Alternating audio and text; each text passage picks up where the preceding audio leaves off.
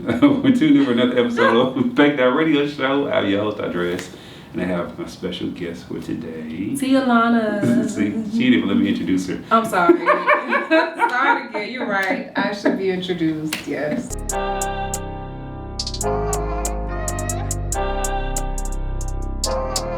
Благослови моих братьев, благослови наши руки. Мы в поисках больших денег, мы в деле круглые сутки. Благослови Fake That Radio Show, man, they everywhere.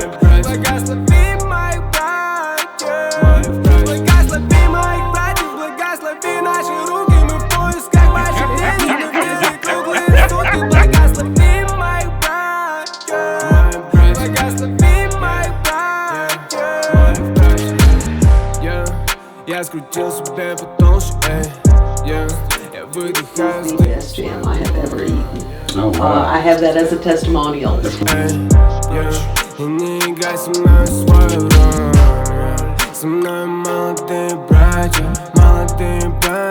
Мы возьмем котлеты наличных себе на завтрак. Сегодня-завтра, неважно как я. You, эй, yeah.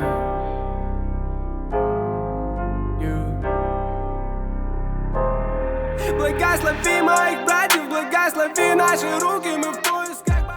Alright, y'all, it's your boy Andres, Fake That Radio Show. You're tuning in, and I have to my left to y'all's right, special guest, Miss Tialauna. He can sing a little. Huh? He can sing a little. Just a little bit. I was actually I never knew you had 2 ear holes. That's kind of cool.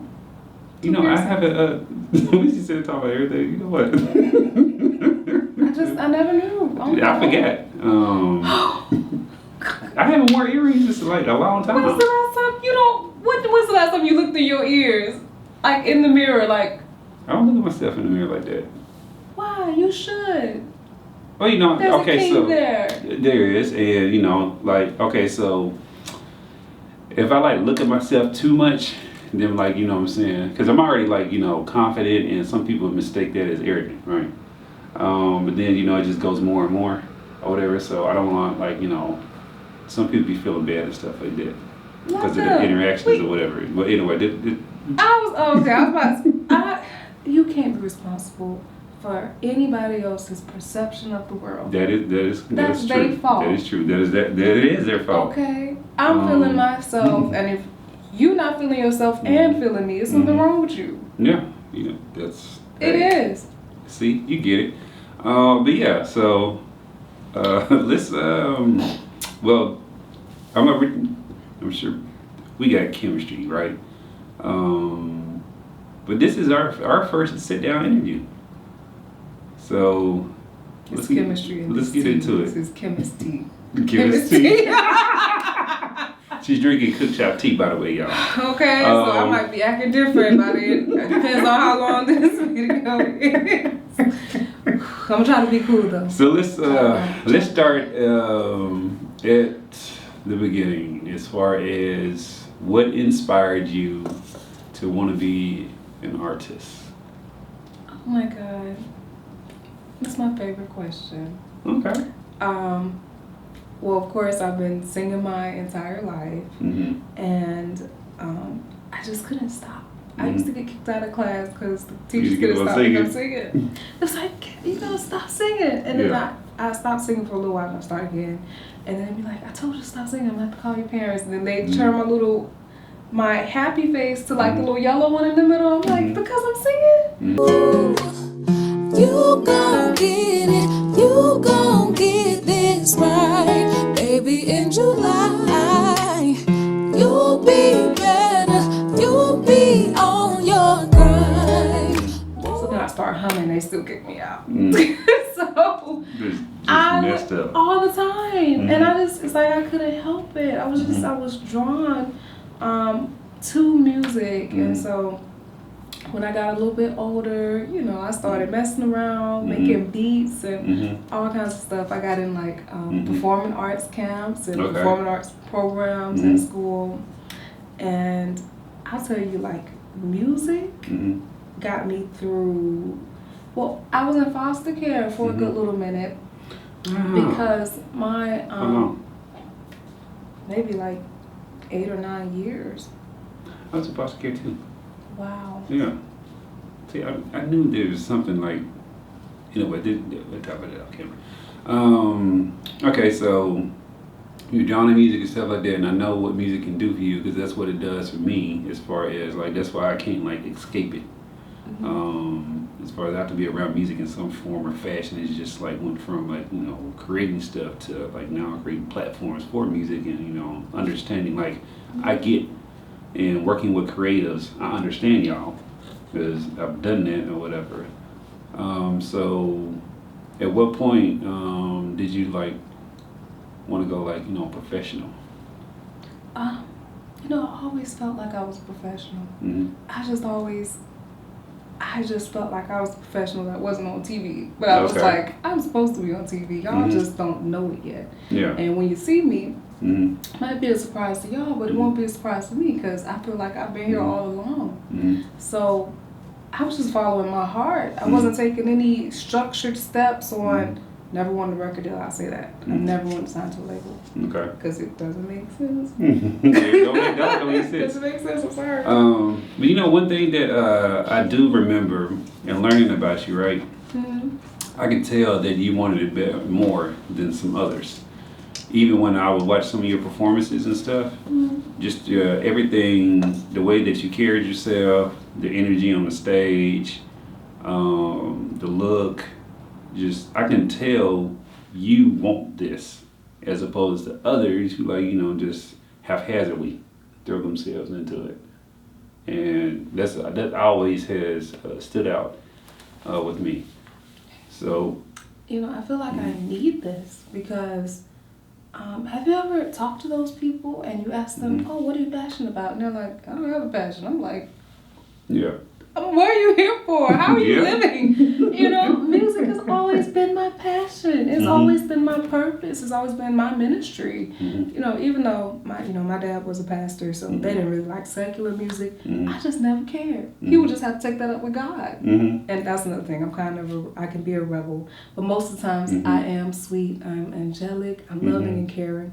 Unless I feel like I'm really right. If I know I'm right about something, I'm gonna do it. And I know I'm right for talking about, you know, heartbreaks. I know I'm right for talking about friendships, talking about love or falling in love, talking about the freaky stuff. I'm right. I don't care. No, I get it. You know, that's how you're supposed to put yourself out there. So my dad wasn't gonna stop me. My whole church knit family, because they so devout. I'm devout too. I love God, but God told me to sing. God, I talked to him, and he was like, "Do what you want." I was like, "You sure?" He was like, "Do what you want." He's like, I got you. Exactly. He said you could do anything. He said you could do anything. Yeah. So I was like, okay. Okay, so I'm like, you've been out here doing your thing for a good little minute, right? As like, you know, I like to look at you as like an indie professional. That's a wonderful term. That's a wonderful term. Yeah, because like, okay, so yeah, because like every time I see you put something out, you can tell there's a thought process in it, right? You know. And I see that, like even like scrolling through your Instagram, right? I was like, hold on, her Instagram look way better than mine. Because you got all your little pictures, they sync up and stuff like that. And I was like, you know what? I gotta start doing stuff like that. But no, like, you know, just everything, the flyers, the website, how it's all linked together, how all your stuff is just, you know, your name, and it's not like, you know, add-ons to it or whatever. You can find, you're very accessible as far as finding. I'm like, it's all there. And then the things. You know what? I'm the only Tialauna in the United States. For real? Yeah. I check the name records every year, and I don't just know. To make sure ain't nobody trying to. Yeah. Oh yeah. If somebody gets this name, it's gonna be a problem. I have to trademark it. And I got the money. It's like $600. But when I get that, you know, when I get the time, I'm gonna trademark my name. No, you need to, because and then that too, like you carry yourself like a business as well. And I haven't heard anything like, you know, bad as far as like, you know, business dealings or anything like that. So I'm like, that's great. That's great. But you know you will. Eventually you will. Yeah, but you also got to consider the sources too. And that's what I tell folks, Because, I've realized you just can't please. I've always been that people pleaser. And it's because I've always liked to see people happy because I'm happy. And once you know how it feels to actually just be happy and just be full of life and full of light and having enthusiasm for the next day, you just want other people to feel it. So I be just trying to make so many people happy. I be like, I want you to have it. I want you to have it. Everybody can receive it. And some people just find a reason to complain about everything. I'm not talking about anyone in general. I'm just saying in my experience. So I feel like I do good by everybody. Of course, I'm biased because it's me. Yeah. But I'm not saying one day in TMZ it won't come out and be like, Tialauna threw a cat out the window. But they won't know the real story, so. That cat was trying to kill me. Exactly. You don't know. Or maybe someone threw the cat at me. I didn't know what to do. That's how you reacted, Exactly. No, I definitely get that. So you haven't heard anything bad yet, but I hope it stays that way a long time. I see you being that type of caliber artist where you're known all over. And I can't say that for a lot of people. I needed that confirmation. No, because you put in the work, and I love it. You have no idea how hard I work. I have 8 or 9 LLCs. Your wife has actually used one. Which one? The laundry business. She ordered 8 or 10 bags one time from my laundry company. I run it in Columbus and Macon. I started in the pandemic when I was stuck on my army post. I couldn't wash my clothes. And I hired 20 employees. While I was stuck there, I got the business up and running in a week. I started making thousands of dollars. I'm serious. My wife, I thought she had something. I don't know if it was a laundry day or something. Yeah, we still do that. We still do laundry days. She ordered a few bags and she just wanted the company to give them out free. So I assigned my agents out, and I told the customers, "Hey, you're free today. You're free today. You're free today." Yeah, I did. She told me but she didn't tell me it was you though. She be doing stuff on her own and all that stuff, whatever. Well, she didn't know it was me. Nobody knows. Well, that's even better though, because I'll be telling people it's great to have different things because I've noticed as I've been I keep staying consistent or whatever. People see me, but then if I say something wrong that offends them or whatever, then they'll want to penalize you. And that's why I tell people it's great to have multiple businesses. But everybody, okay, so you're also a rare breed too, though, right? Thank you. Because not only you understand the creative side of music, whatever, but you also understand business. And I don't get to run into that many who actually understand business and music together, or creativity and business and can mesh well together. I think it's because I'm a creative all around. I can create anything. Anything. I'm serious. Whether it's writing scripts or poetry, it doesn't matter. I create different business models in my mind all the time. I'm constantly thinking. It doesn't matter if it's a song or if it's a new arrangement or a score. It doesn't have to be music. Yeah. So, do you handle everything yourself, or do you assign different tasks to different people? What is your infrastructure as you because I'm you're your own business. You are. It's like Jay-Z said, I'm not a businessman, I'm a businessman. Mm-hmm. So you are a business. So do you have manager, or do you do stuff yourself? But then you got other people that you give different tasks to. Yeah, I'm I'm the everything. Mm-hmm. Until I feel like I don't want to do it anymore. When it's fun, I'll do it. When I first started, I'll say the laundry company. I was like, yeah, this is fun. I'm going to go out, I'm going to do laundry, I'm going to help people, I'm going to meet new people. I think I might have did that for a week. And then I was like, I ain't doing this.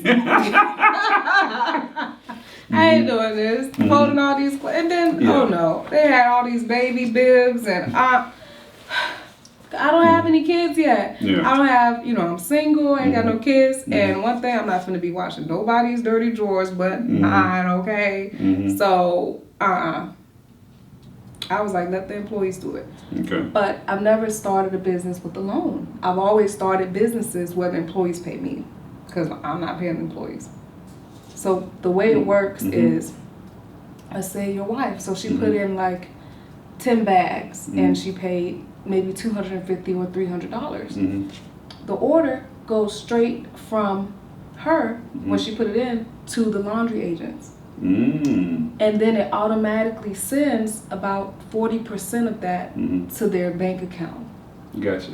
See, and that's where that technical skill set, like, you know, you say you create websites and stuff, so you know how to create automated systems. Yeah, I'm great at logistics. I love creating systems. I love it. So, are you creating systems for artists now? Selfish. So they need to consult somebody. I'm doing this because I had to. I'm from the country. Yeah. I used to, I raised like cows and pigs and stuff. I didn't have any resources. So I was like, okay, well, if you don't have it, create it, make it. That's what I did. This ain't for everybody. I'm just saying, but like, that needs, like, they need stuff like that though. I think there's a market for that. But getting them to understand. And there are services, there are people who offer the services, and guess the artists still don't go to them. The artists still don't understand that there is more that they need as an artist than just getting in the studio and releasing a song. They don't know they need artist development. They don't know they need vocal lessons. You think if you're a singer, oh, you know, I'm just gifted, I don't ever have to. You're wrong. You're wrong. Everybody else takes lessons. Everybody else for every other job has some type of training. And you think just because you have a voice, you don't need to learn how to use it or how to breathe. And, you know, it's asinine. So, let's get into, like, you know, some of the music. So, I saw that, which single was that you had posted was, like, your best single to date? I think it was 13 Babies. Yes. That's a freaking song. You want to do that one? For all my Christian viewers. You know, before we talk about this, I just want to talk about when you're married, it's called worship. The, you know, festivities, nightly festivities are called worship between a covenant union. Yes. Before we get too deep into it, y'all start judging me. I want y'all to understand that babies are wonderful. Babies are beautiful. Bundles of joy in life. Of course they cry, you know, they do things that, you know, they don't sleep too much, but they are beautiful. And all I'm talking about is the process of bringing them into fruition. You have to create the babies. It's a beautiful process to create a baby. And 13 Babies just lists a detailed account, step-by-step account of what you need to do in case you don't know, because you might not. I don't know your life, you know. I don't know. You could be 40 and you don't know how to make a baby. But I am a teacher. I'm a God-led teacher. And I'm going to tell you.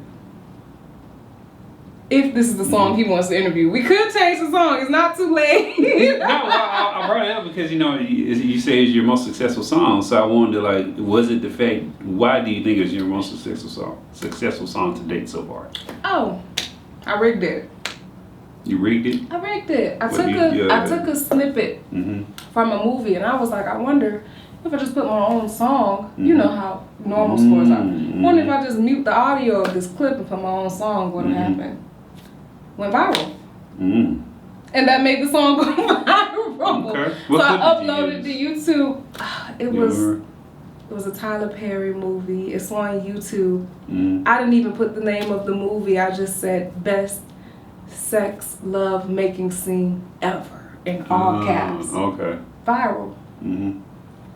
That's why 13 Babies is the #1 song. Okay. It could have been any song. I could have put ABCs behind that song, but because the video went viral, people trickled down from the video and went everywhere else, Apple Music, Spotify. That's what's up, though. So I like that you do different approaches and stuff like that. So what do you like best? Do you like the creating like a song as far as writing it, recording it, or do you like performing?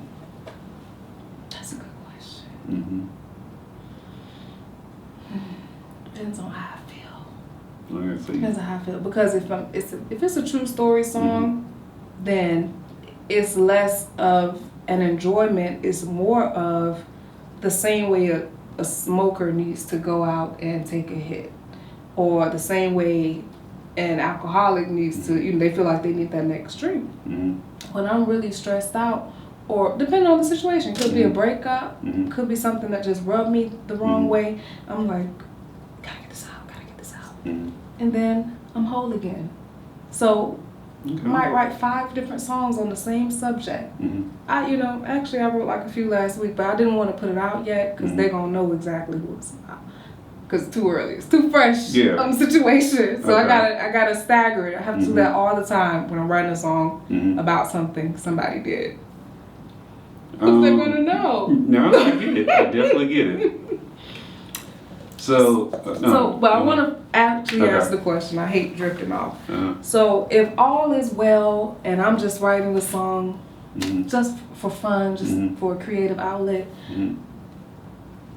then performing probably takes the cake. But if I'm writing a true story and I need this off my chest, it's definitely the song process so I can function. I don't do anything else. I've never done a drug. I've never smoked before. I've drank a few times, but that's recent. That's recent.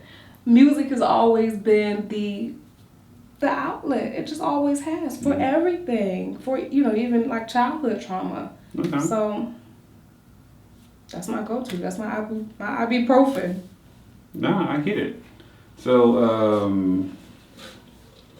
what do you like doing better? Do you like to perform with your band, or do you like to just over performance tracks when it comes to performing, or are you just sticking with the band and then like live performances? Depends on the event. Okay. If you're doing like a festival, it's really hard not to do it with the performance track because there's so much you need, especially if you have a hip hop song and then there's songs that a live band just can't make. So you have to use stem tracks that fill it in the background, especially if there's a video drop going along with it. So if you have a lot of festivals, we have to synchronize with whatever drop we sent them. Can't do it without a track because the band will have to literally be, looking back. So we have to just play to the track to know that we're in time with the video. Yeah. Otherwise, like the gig today, no track. We're just gonna jam it out, just fill it out. Be looking at each other, just vibing off of each other's energy. Do you ever record those sessions like that and go back and look at them and just see if you've created something special that you want to polish up a little bit and put out? All the time.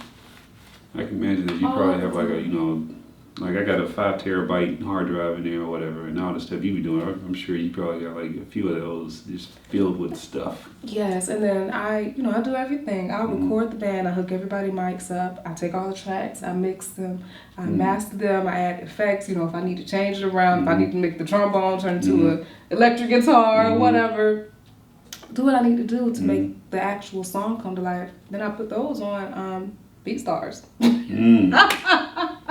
As Royal Sounds Productions, because we have a lot of production company gigs coming up, and I didn't think about it until maybe 6 months ago. I was like, we're a band. We could be doing anything. We could be doing scores and arrangements. We could be making the little generic TikTok music, I was like, let's do production.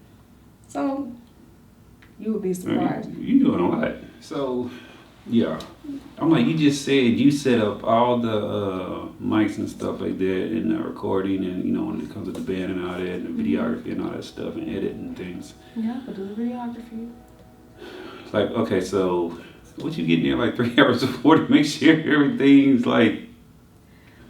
set up the way it's supposed to, and then you turn around and be in the talent? Well, sometimes I just keep everything set up already because I own a few spaces now. Oh, see, let me see. You just that's timing. I own 6 spaces. Oh, wow. Creative spaces. I know. So how do you manage all of that? Because, I have multiple businesses as well. And I understand what you go through as far as going from one hat to another, and then one business feeds the other and all that stuff or whatever. How do you manage that and don't drive yourself insane? I get people who need the business to succeed as much as I do.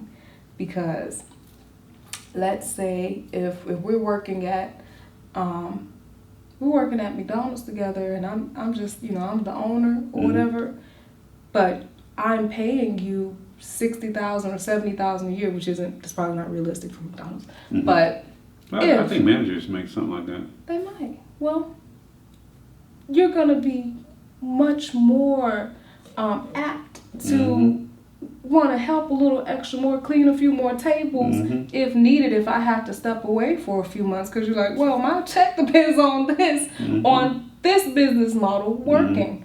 And honestly, I'll be honest, I am capitalizing on some people who are fixed minded, because I don't know if you know the difference between fixed mindset people and growth mindset. It's only two type of mindsets.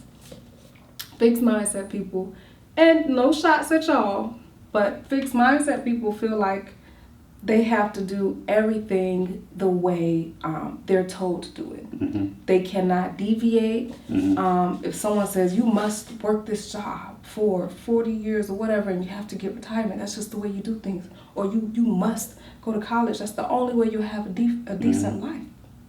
They feel like they can't deviate. They can't take jumps. They're crippled by fear. I'm serious. So a lot of fixed mindset people create the billion-dollar companies of the growth mindset people who capitalize, just like my laundry agents. No offense, but they feel like that's what they have to do to survive. I have to do this laundry load. This is what I need to do to feed my family. I never thought that. I just needed my clothes washed. I was stuck on post, and I was like, look, I can't get off because of this COVID restriction, and somebody got to come pick this up. So let me make a business. Let me make a business, and I'm going to hire y'all. And then I wasn't expecting it to blow up. I wasn't expecting so many other people to have a need. I could show you so many messages, people who have back problems or spinal injuries, older people. I was like, while we do the laundry days and stuff, and also Andrea, she don't like doing laundry either. So it's a combination. You might just not like it, It's a combination of the time, like as you said, growth-minded people, right? We're always working on something new, something else. So we need the conveniences. I don't need to be sitting there doing, especially with all these kids. I'm like, a lot of laundry. So we got a laundry guy who comes and so while we're talking about the laundry, right? We had a guy named Joe she found, and he does mobile laundry services. Just from Andrea using him and referring other people to him, he was able to go out and get a second van and hire someone. That's how much business he's getting. So he does a van and he picks it up and takes it. And brings it back to you. Yeah, folded and everything. So I'm like, well, it's convenience. And I'm like, we're at the point in our lives where I'm all about convenience. Right. I tell people about it all the time. Like, people might think it's like, bougie or whatever, but I'll pay for the VIP tables. I'm not gonna be sitting in line. No, sorry. It's about convenience for me at this point in my life. Because I have other stuff I have to do or whatever, and I want to do. And you paid your dues. Exactly. We know the struggle. We've already nickel and dime. We've done the little cheese sandwiches already. We've done the fried bologna. Exactly. I don't know if you have. I definitely have. I've been there. I've done a lot of fried bologna. The spam. Oh my. Sorry, you just brought that memory. Sorry. I did not like salmon patties every morning. My grandma would and they were canned. She would take them out the can and make salmon patties. I had ramen noodles or whatever with hot dogs in it, and it was like spaghetti. I'm sorry, I'll still tear them ramen noodles up. I got some in my trunk. You want a bag? I got some. No, Andrea had never tried ramen noodles and none of that until we was in college. And I got her eat some or whatever. Then the kids be eating or they just think it's a treat. But they understand that's a struggle meal. It was a struggle meal. But like my son, he'll sit there. He'll cook noodles or whatever, then he'll boil an egg and out there chop up some greens. And I'm like making gourmet noodles and stuff. I'm like, dude, really? That's funny. But I'm like, it goes back to that. I like you were saying though about the fixed minded and the growth or whatever. Because I'm like, we need people who are, because no business would survive if it didn't have like the labor force. Yeah. And I get it. Because when I first graduated, and I was like so gun ho, I wanted everybody to do entrepreneurship. But then I realized, this not meant for everybody, and I can't be more excited and want you to win more than you do, the other person or whatever. So I came to that realization within the first, couple of years or so. I was like, it's not meant for everybody. So I only encourage those that I actually can tell that they have like that entrepreneurial spirit in them, and they do certain things that where they just need someone to help them get over the hump so they can jump out there. And like you said, it's that fear. And I feel like logic and faith and entrepreneurship have to work in tandem. Because I meet some people, I'm not saying they'll never be great, but they have a hard time excelling because our conversations will go like, hey, why don't you do this, this, and this? And they're like, why would I risk this stability of and I'm like, do you feel like you'll never get it back? I don't have a problem dissolving a business. I know today everything I'm doing could crash down, and that's fine because I trust myself. I'm a creative. I've created before. Exactly. No. Yeah, many more. Trump had like 500 businesses. Yes. Like, well, why not me? I just go bankrupt and move the money over. Yeah, exactly. I was stuck in gotta edit that one. Don't want them to use this as a fraud tape or white collar crime. 10 years from now, Tialauna scandal. Tax evasion. I pay my taxes, y'all. I tell people like there's a different. You gotta learn how to play the game. No, I got you. Okay. But I went through there at one point where when you create a business and then you get so attached to that, and then once I created another one and started creating another one, I was like, you know what? I'm not attached to the business like that anymore. It's not emotionally for me anymore. It's about the purpose and getting to the goal or whatever. And I still run into entrepreneurs now who are just so focused on that one particular business. And I'm like, look, you need to just like hang this up. It's not working for you. I was there once. It was my first business, fixing phones. I was fixing, listen, I almost fixed everybody in Central Georgia's phone, tablet, or camera, or refrigerator, or TV, or something. At some point, I was that thorough. Oh my God. I was known at Fort Valley. I was the fix-it girl. The fix-it girl? Yeah, I fixed all my professor stuff. That's what's up. That was just me, and I was like, I love fixing phones. I just, I was so passionate about it till I wasn't. And I was like, somebody else got to do this. Somebody else got to do this. So what do you see yourself doing now, though, as far as like, creative? I know like, you do movies and stuff like that. That's recent. That's very recent. I just started tapping into the film industry. I started going to this little thing in Atlanta.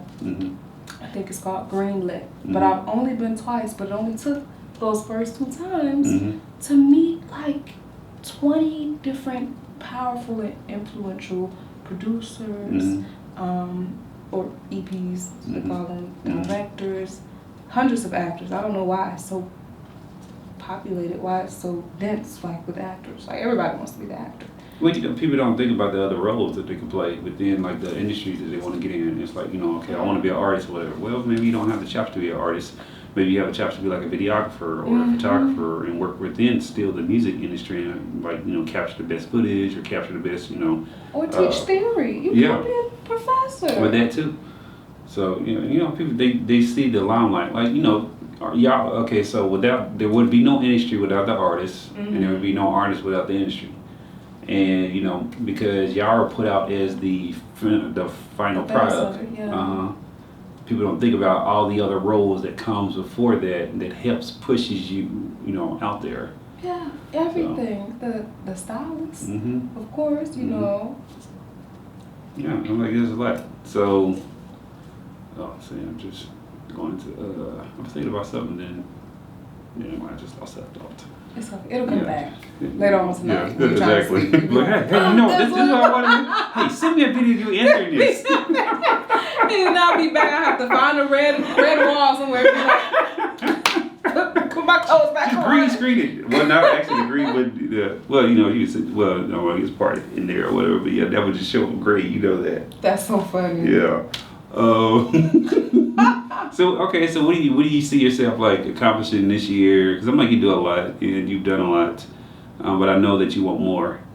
You know, I just feel like I've been going with the flow. And it's like me going with the flow just keeps getting bigger. It's like I started down a creek and then it was a stream and it was a river. And it's like it keeps expanding. I'm like, okay, we just got so many ways to go. I feel like I'm about to be in the ocean.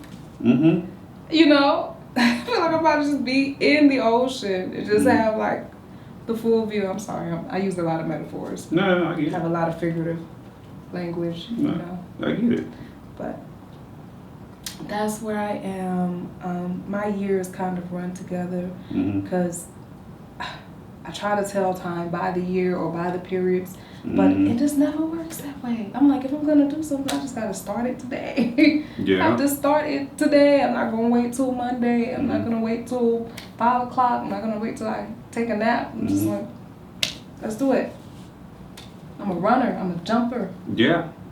And maybe it's because I ain't got no kids, because my band be like, slow down. They be trying to be like, please. They be like, give us a break. But no, you have a lot of time right now to be able to do all that, which is fantastic, because that's how you really build that machine behind the artist. So tell me this: you're an independent artist and you do a lot of stuff, and you know the business and all that. What do you not like about the music business? It is it's really just the way the industry capitalizes on the fixed mindset people. Because an artist can be just this fixed mindset. You got so many female artists who are just willing to sleep with a manager or a producer or I had a guy last night. I was just showing him one of my spaces and he was like, oh, I could put you, you know, I could invest in you, but you know, every now and then I might call you after 2 a.m. You know, you're just gonna have to pick up. And I'm like, no. He said that to you first time meeting you? I'm like, you can go. You think I do this for money? I don't need money. Are you serious? Oh, wow. Don't get me wrong, he was a really influential man. He had a giant film studio. I mean, huge, maybe 15,000 square feet. A lot of great movies have come out, and you know, I just don't care. And I don't know where to get that care from, or where women or other men just be like, this is my only chance. I must do this to excel. I have never conversations with people about like quote unquote these opportunities, and I'm like, I tell them all the time, you create your opportunities, and they don't just first of all, it don't just happen like that. Oh, you bump into somebody and oh yeah, I can make you a star and bam, you become a star. No, I'm sorry, it doesn't happen that way. There's a lot of layered work and a lot of different moving parts that go into building that machine. But I also don't believe in that you just get like one particular opportunity. I'm like, when you work your way and you keep working, other people start gravitating. You just keep climbing up the ladder, and then the people who are not paying attention, they'll see you when you like way up here, but won't realize that you started down here and you climbed your way up. Yeah, I don't believe in that opportunity thing like that. I'm like, no, you make your opportunities. And then if you really, like, you know what I'm saying, I'm like, you can do your own business and you can grow your own business. And then you would get all your opportunities because you'll be sitting there and you'll see, like, I know that you see things that you can take advantage of that other artists don't even think about because you're out there constantly doing it, and you see how the markets change and shift and all that, and how consumer behavior changes or whatever, and then what openings are there to where you can capitalize off of. And one thing I started doing this year, I have this it's called an angry reel that I do, and I started doing it because it just came to me as an idea, but I was like, I ain't nobody doing this. So you know Slum, Bill Slum. Or heard of him? Billy Slum? I've heard of, yes, okay. I've heard. Okay, well, on New Year's Day, I filmed him because I was at a private listening party for someone else that he was actually invited to. So he did, he performs, he's singing and stuff and everything. So He went from rap to singing. And while I was there with my camera or whatever, I filmed him, shot some reels and stuff like that, sent them to him, edited and all that stuff. So now I was like, dude, there's a whole lot of work. I'm sending you an invoice. Send him the invoice, he paid it, whatever. And I was like, you know what? I should do something where tap into how people like negativity, right? Because negativity goes 10 times quicker than positivity, but spin it. So I was like, you know what? Let me make a reel about him paying his invoice and all these other good business things that we've done with one another over the years, but make it and present it in an angry format.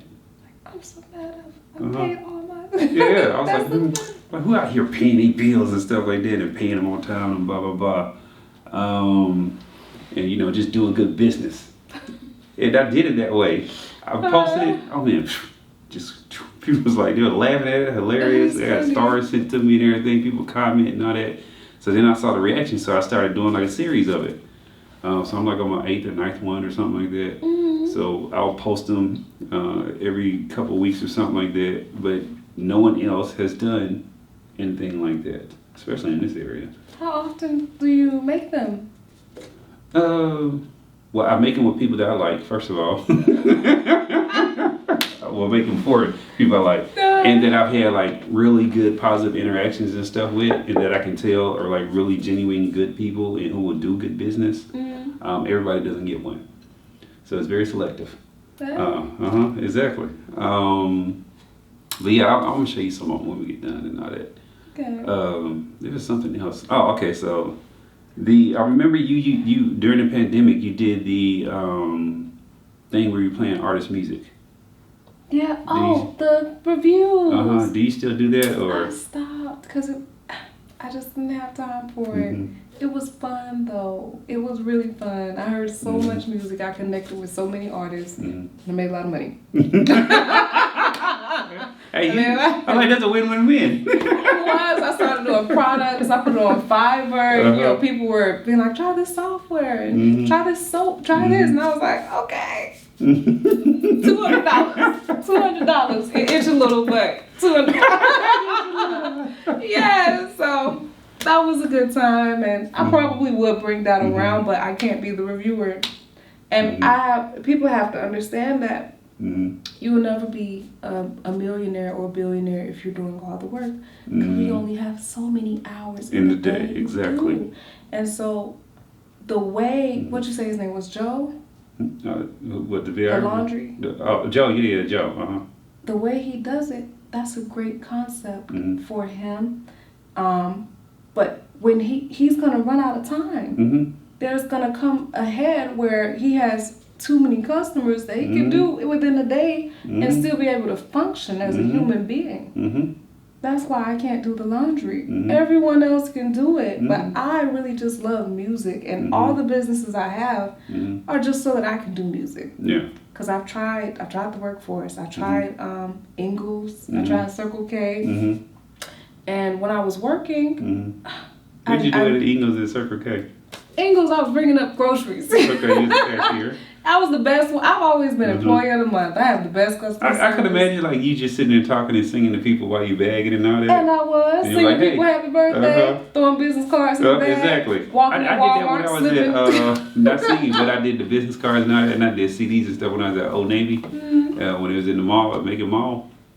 And I would put together compilations and stuff and put like, my first company was Make That Entertainment. And I was just dropping them in there like, Street Hits Volume 1 or, was it Tranquility in the Bedroom, Ecstasy or something like that. I had nice little titles. But I was picking songs that were off of major released albums that should have been singles and not just the popular songs. And people were loving it. They was like, oh man, that CD you put together, blah, blah, blah.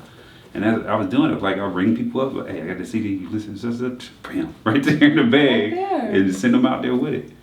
So yeah, I love the fact that you got that like hustler's spirit, and you see things a little differently as far as like how to push. Yeah, I would pre-prep the bags because just in case I'm not there, the next shift needs to be given up the car. So I would just go like at least 200 bags each. Just keep That's what's up.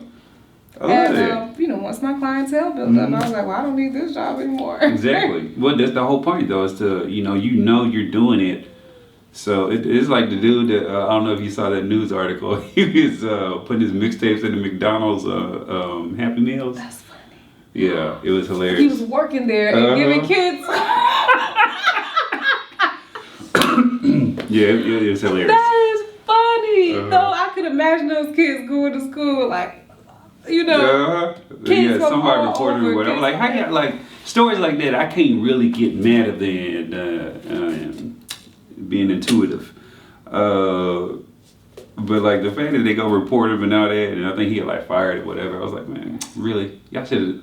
What McDonald's should have done from a PR standpoint. They were like, you know what? Let's go get you a record deal.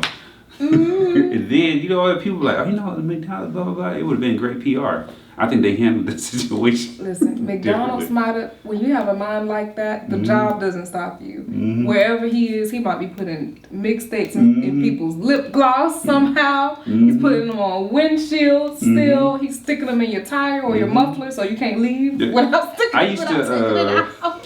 I don't know if I tell you this, when I created music and I was actively doing it, my first album, I went through Vistaprint, bought shirts and stuff like that, but I also did magnets. And I put my CD information on album cover and all that stuff on the magnet, and I went to sticking them on the cars, because you ain't gonna take a magnet off because it's functional. And I was like, it costs more money, but I was like, what can I do to work? You know, flyers and stuff, people take it and just throw it away. I also did keychains for like one of my projects. This keychain is functional. You ain't gonna just throw it away. I had people who still had like the original keychain like 4 or 5 years later told me, I still got my keychain and blah, blah, blah. I was like, and that's what like helped put the name out there, my music and all that stuff. And so this is music you were laying vocals on, or were you? Yeah, I just rapping stuff. No. For real. Wait, you haven't told me that. No, I did not. Yeah. Why? Why what? Why haven't you told me that? I just didn't talk about it a whole lot. I only did it because I always saw myself being more of an executive. So when I did the artist route, I wanted to show artists that I knew what I was talking about. Like I get my first YouTube check was like $700 in a month. Wow. Because I had 2 videos. One did 700,000, the other did 100-something thousand. But I was promoting them like crazy. I got my first royalty check from Sound Exchange, ASCAP, all that. So, like I got a song right now that's on Alpha Dreams, which is my first project, and I didn't even promote the song as a single.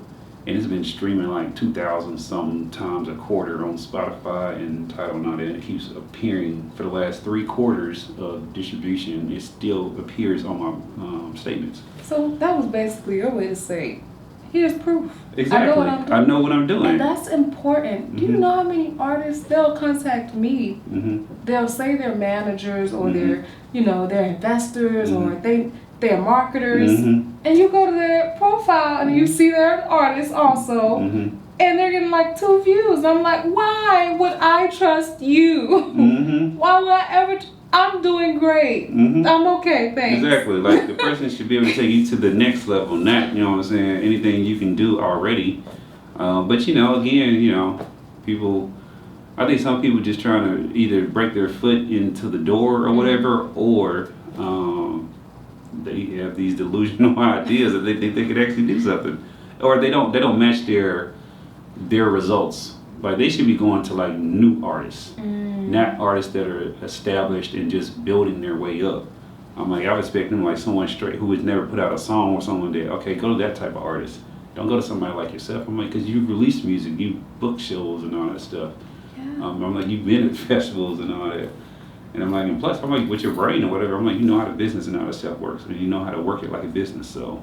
And even, I mean, the music industry isn't really, it's just another pattern. I feel like all businesses are just different patterns of ways that we connect people with a want or a need. Because that's all business is. You're just the middle person. You're connecting someone with something they really need or they really desire to have. And you're like, okay, well, I can do this for you. That's all it is. In exchange, for this is what's right. That's what you're really doing. That's all it is. That's what I tell people. That's what business is. That's all it is. And for music, strip it down. It's the same thing. People act like hits, like a song is born or a hit or is not a hit. But hits are promoted. I could just start tapping this. if I had $200,000 right now, Yeah. I would just sample that and put it all over everything. It will be on every Hulu ad, every Snapchat, Instagram, Google, anything in the, it will be playing in the stores, and people wouldn't be able to get it out of their head because someone needs to hear something about 7 times before they really memorize it. And they're like, dang, I can't get this out of my head. What is that? What is it? So you're the artist that I could actually have these lengthy conversations with or whatever, and you understand. I don't get that a lot. But is there anything that we missed or, that you would like to discuss? I don't think we missed anything. I think there are a few things I have not said yet because I want y'all to continue to tune in to Banked Out Radio, and I want y'all to continue to tune in to Tialauna because there is so much in store that is to come and is in progress right now that I'm excited about, and you should be too. You really should. Okay. You should be too. Okay. So it's been a pleasure. Ma'am, I thank you. It really has. I'm loving this conversation. So y'all can go out and y'all support Tialauna and go to all social media Tialauna. That's their website. What is it? Tialauna.com. Tialauna.com. Okay. Yes. Tialauna.com, and you'll get everything. I'm like, it's all there. So there's no way of missing that. And if you have not already, make sure y'all download that Banked Out Radio Show app. Yes, trying to get to what's my new goal? I think 2,000 downloads. I got 1,000. 2,000. Yeah, I'm at like 1157 or something like that. So yeah. There's so much stuff you can do on that app too. So yeah, make sure y'all play with the app and all that stuff because I see the numbers every day I log in. And to keep continuing to support and soon y'all gonna shameless plug as well.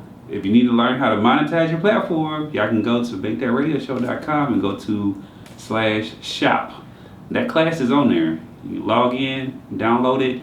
Well, not download it, you can stream it, pay for it, stream it, and learn how to monetize your platform inside and out, regardless of what social media platform it is and what the parameters are. There's a lot of other stuff y'all can be doing that you're not taking advantage of. I think that's it. And new streaming content and all that stuff coming soon. Yeah. And before y'all leave, I'm about to give y'all a little bit of my song, Shine. I know that you want me, 'cause I'm giving you life. You my one and only, and I'm just your type. You at work and you want it, 'cause I'm hitting your line. I'm sending pictures of my body, got your pants fitting tight. Oh boy, I know you love me, love me, love me. Make me feel lovely, lovely, lovely. At times I don't feel happy, no.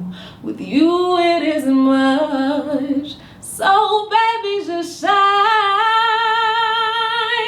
Shine your love on me. Baby, just baby, just shine. Shine your love on me. That Shine is on Apple Music, Spotify, Pandora, anywhere you want to look at it or around it, on it, over it, under it, it's there, okay? Tialauna.com, baby, is the name that you love to say. Tialauna, baby. Instagram me. Instagram me, okay? I'm done. That's it. For now, but you'll see me soon.